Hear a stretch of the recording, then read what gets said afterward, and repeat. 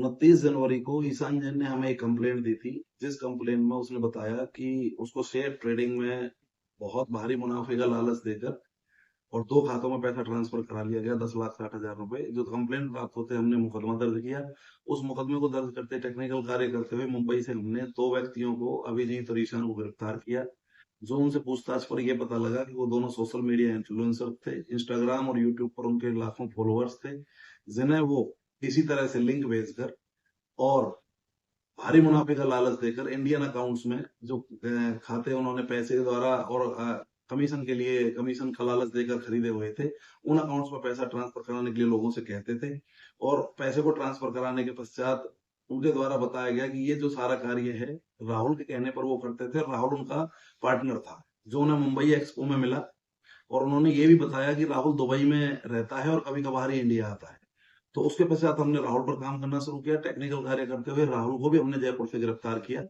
जब राहुल से हमारी पूछताछ आगे बढ़ी तो हमें पता लगा कि 21 मार्च को ही वह दुबई से भारत आया है।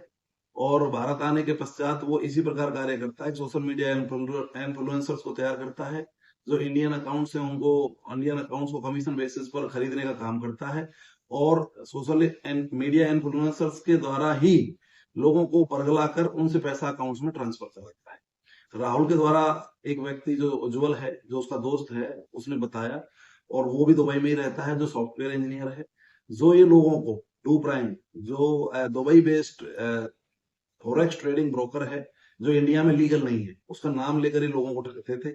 और एक बॉट जो इन्होंने सॉफ्टवेयर बनाया था, जो वहां पर जो ट्रेडिंग लोग करते थे, वहां पर लोगों के द्वारा ना उसको सेल बाय करके बॉट के द्वारा सेल बाय कराते थे।